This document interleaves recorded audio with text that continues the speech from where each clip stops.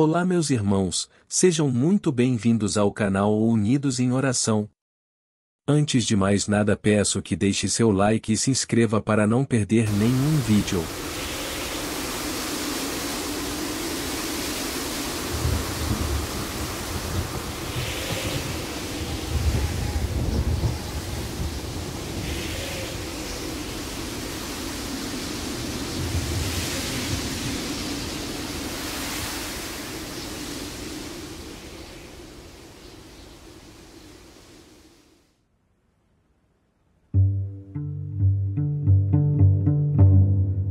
Pesquisadores descobriram após décadas de estudos que um vasto reservatório de água suficiente para encher os oceanos da Terra 3 vezes pode estar escondido quilômetros abaixo da superfície.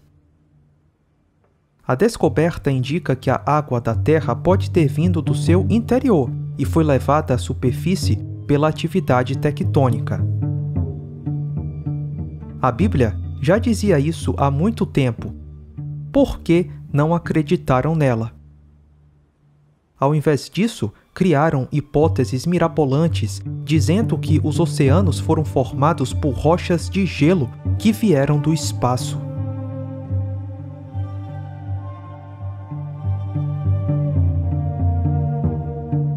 Eles voluntariamente ignoram isto, que pela palavra de Deus, já desde a antiguidade, existiram os céus e a terra, que foi tirada da água, e no meio da água subsiste.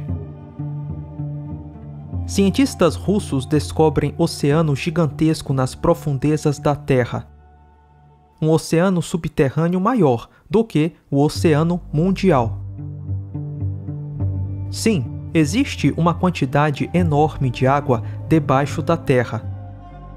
E era exatamente isso que esperávamos encontrar caso um dilúvio que inundou toda a Terra tivesse acontecido.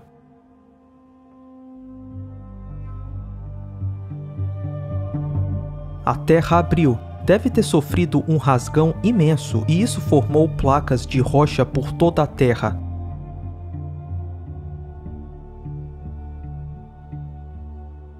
Podemos ver cicatrizes dessa rachadura ainda hoje.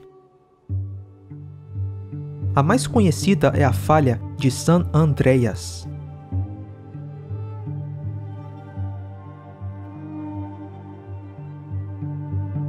A Terra foi rachada em placas de rocha, e essas placas ainda se movimentam nos dias de hoje. O livro de Jasher, citado em Josué e 2 Samuel, menciona o dilúvio de Noé. E naquele dia o Senhor fez tremer toda a terra, e o sol escureceu, e as fundações do mundo se enfureceram, e toda a terra foi movida violentamente, e o relâmpago flamejou, e o trovão rugiu, e todas as fontes da terra foram abertas, como nunca antes conhecidas pelos habitantes. E Deus fez esse ato poderoso a fim de aterrorizar os filhos dos homens, para que não houvesse mais mal sobre a terra.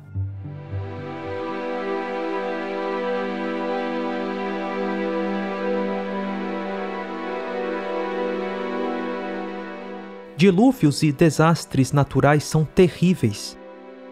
Em 2004, por conta de tsunamis, mais de 250 mil pessoas morreram na Indonésia, Sri Lanka, Índia e Tailândia.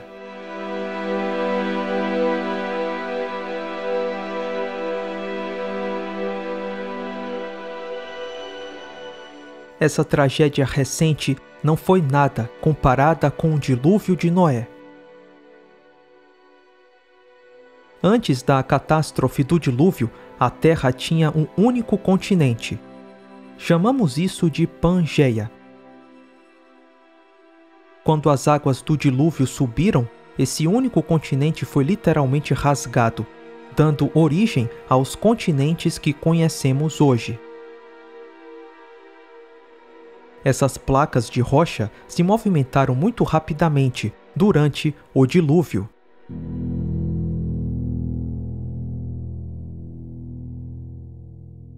E quando a Terra se movimenta, ocorrem terremotos,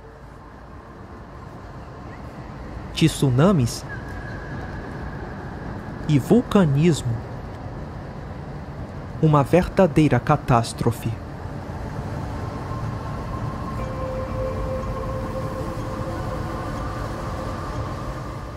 Ainda hoje as placas de rocha continuam se movimentando, só que com uma velocidade muito menor, alguns centímetros por ano. Um resquício do rápido movimento dessas placas no período do dilúvio. O Dr. Walter Braun, PhD em Engenharia Mecânica, tem uma teoria muito interessante sobre tudo isso. A teoria das hidroplacas. A era pré-diluviana provavelmente era constituída de um enorme supercontinente contendo uma vegetação viçosa, mares, rios e pequenas montanhas.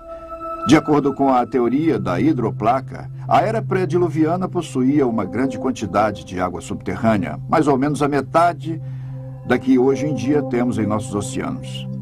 Esta água ficava em câmaras interligadas, formando uma fina casca respiradora, mais ou menos uns 800 metros de largura, talvez uns 16 quilômetros abaixo da superfície da Terra. O aumento da pressão na câmara de água subterrânea expandiu a crosta acima. É uma pressão exuberante, que é quando a pressão interna aumenta. A falha na crosta começou com uma rachadura microscópica que cresceu em ambas as direções, quase a 5 quilômetros por segundo.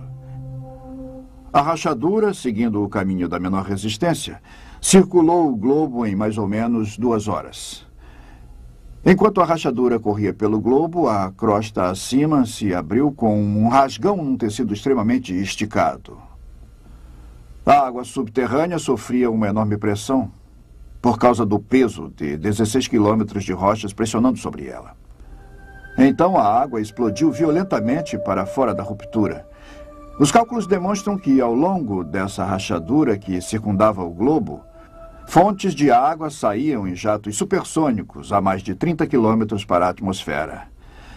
O borrifo dessas enormes fontes ocasionou chuvas torrenciais como a Terra jamais havia sofrido, tanto anterior como posteriormente. A Bíblia afirma que todas as fontes das grandes profundezas surgiram num só dia. E ela descreve tais acontecimentos há cerca de 4.500 anos atrás. O que agora podemos reunir cientificamente numa ordem de causa e efeito com a teoria da hidroplaca.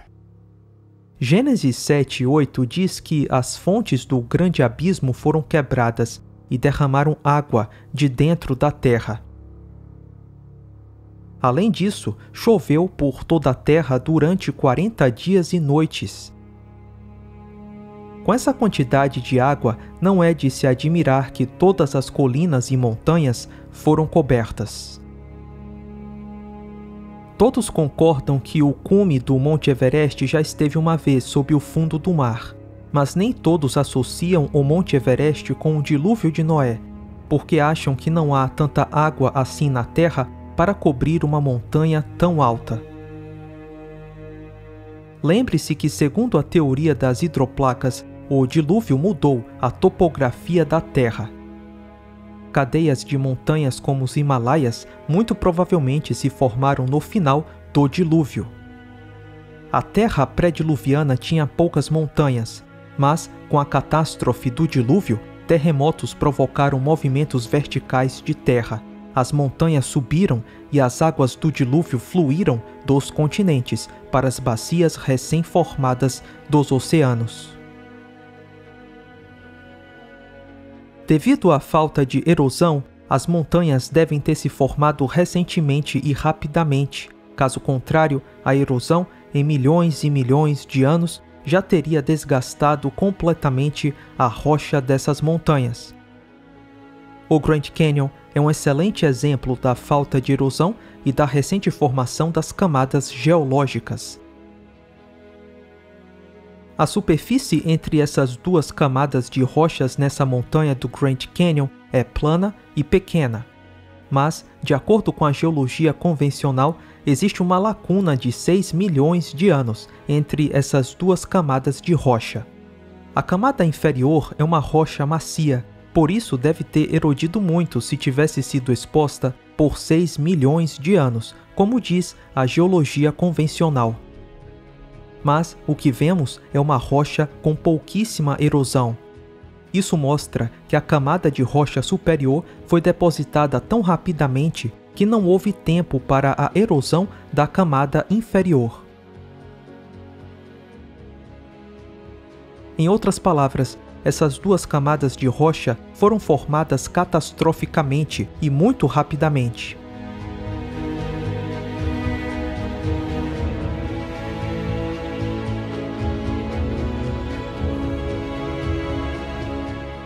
Além da falta de erosão de rochas com supostos milhões e milhões de anos, existem também rochas literalmente dobradas.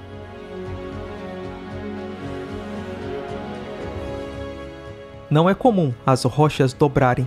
Elas normalmente partem porque são duras e quebradiças, mas em muitos locais encontramos sequências inteiras de estratos que foram dobrados sem quebrar, indicando que todas as camadas foram depositadas rapidamente. Essas rochas foram dobradas enquanto molhadas e maleáveis com as altas pressões e temperaturas das águas do dilúvio.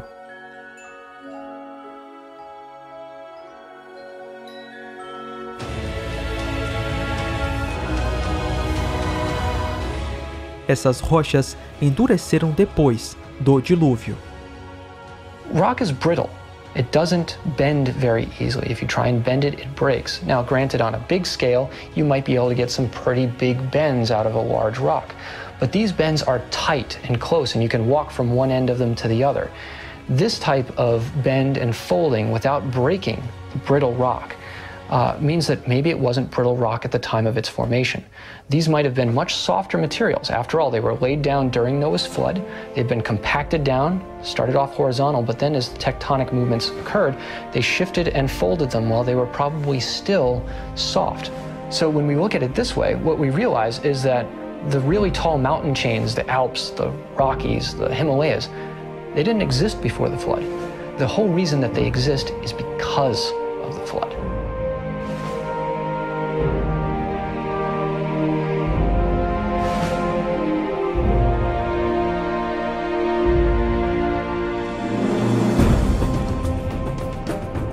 So basically, when we look at the geology of the Earth, we find that present processes do not explain what we see. Rather, what we see points to catastrophic processes in the past, and when we think about what those could be, it fits exactly with the account in Genesis of Noah's flood, which destroyed the whole Earth. The flood wipes away millions of years from the geological record. Those millions of years are necessary for evolution to occur. No millions of years, no evolution. Com o dilúvio de Noé, os bilhões e bilhões de anos da história da Terra desaparecem.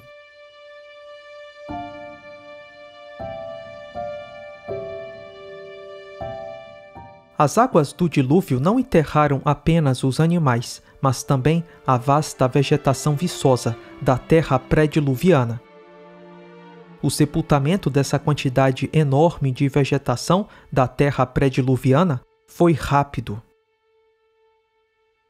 As águas do dilúvio, com altas pressões e temperaturas envolvidas, formaram o carvão e o petróleo que temos hoje na Terra.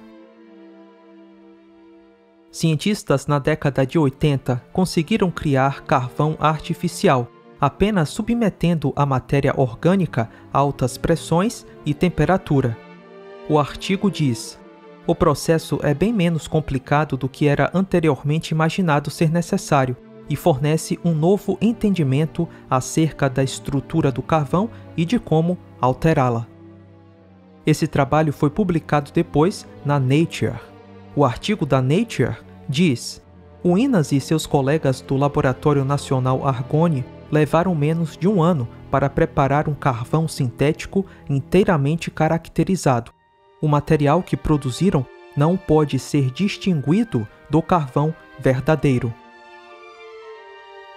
Em menos de um ano, um carvão sintético que não pode ser diferenciado do natural foi produzido. Lembre-se que, segundo o evolucionismo, a síntese do carvão se deu há mais de 200 milhões de anos. já sabemos que o carvão pode ser produzido muito rapidamente, sob certas condições de temperatura e pressão. Mas, e o petróleo? É possível produzir petróleo de forma rápida? Segundo o evolucionismo, a origem do petróleo na Terra tem milhões de anos e aconteceu pela decomposição de fósseis que se transformaram em óleo. Mas será que é necessário milhões e milhões de anos para formar o petróleo? E se pudermos demonstrar que o petróleo é formado ainda hoje, com certas condições de temperatura e pressão? We are developing a process where we can use a vast amount of different biomass resources. We can convert all these types of biomasses into renewable biocrude oil by applying high heat and pressure, but it only takes 10 minutes. So this is where we now take our biomasses and mix them with water.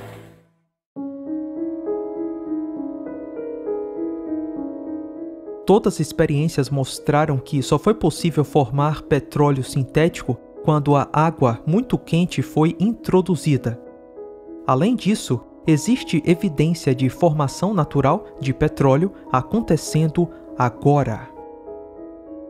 No Golfo da Califórnia, a uma profundidade de 2.000 metros do nível da água, existe um depósito de sedimentos orgânicos.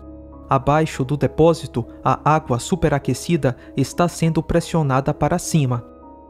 Petróleo está sendo formado pela interação dos sedimentos orgânicos com essa água quente. Esse petróleo hidrotérmico não pode ser diferenciado do petróleo cru retirado de poços perfurados. A questão é, a origem do petróleo ao redor de todo o mundo pode ser explicada por um processo termal de água quente similar ao que acontece no Golfo da Califórnia. É concebível que um grande dilúvio mundial tenha sido essencial na produção das enormes reservas de petróleo do Oriente Médio e de outras partes do mundo. A vasta quantidade de vegetação coberta pelas águas do dilúvio, misturada a uma água superaquecida, poderia formar petróleo nos volumes que vemos atualmente.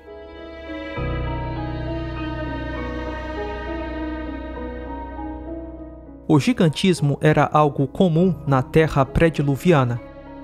Libélulas fósseis com uma envergadura de quase 1 metro foram descobertas, e seria um acidente terrível se elas colidissem em seu para-brisa.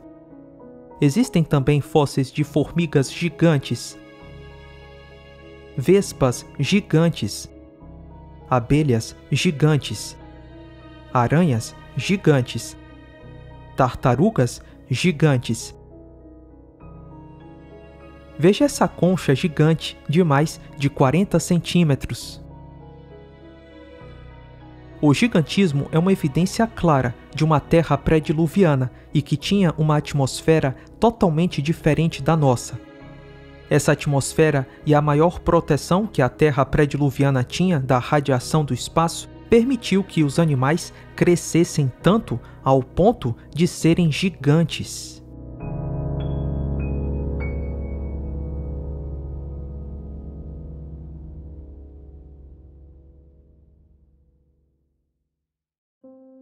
Histórias de um grande dilúvio que incluem a salvação de pessoas e animais num barco são encontradas em todo o mundo. Se de fato aconteceu um dilúvio mundial, seria esperado encontrar várias narrativas desse dilúvio por diferentes povos. E é exatamente isso que temos. Relatos de um grande dilúvio existem praticamente em todos os povos antigos. Povos antigos que não se conheceram falavam de um grande dilúvio, onde um pequeno grupo de pessoas era salvo.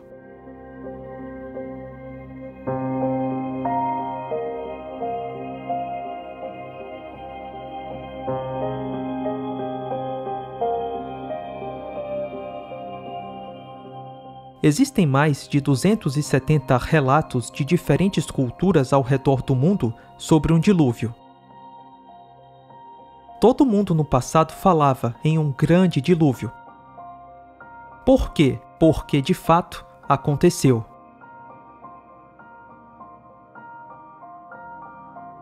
Com o passar das gerações, as histórias sobre o dilúvio foram se modificando.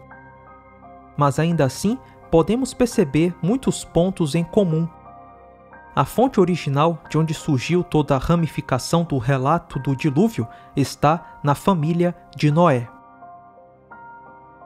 A Bíblia diz que a terra foi destruída durante o dilúvio. A terra antes e depois do dilúvio não é a mesma.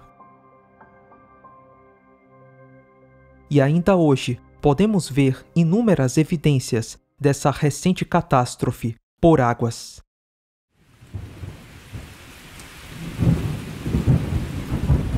No mais, fique com a promessa.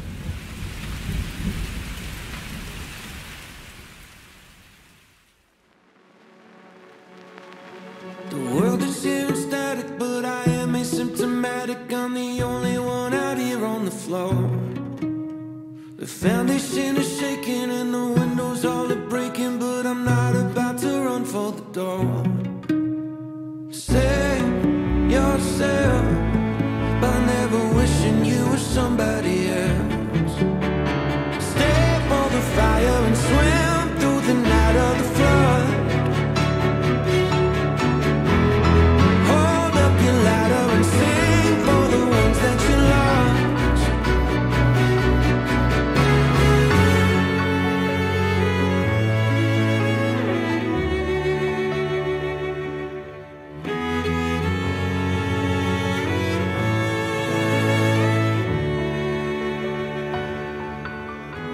The world is here and static, but I am asymptomatic. I'm the only one out here on the floor.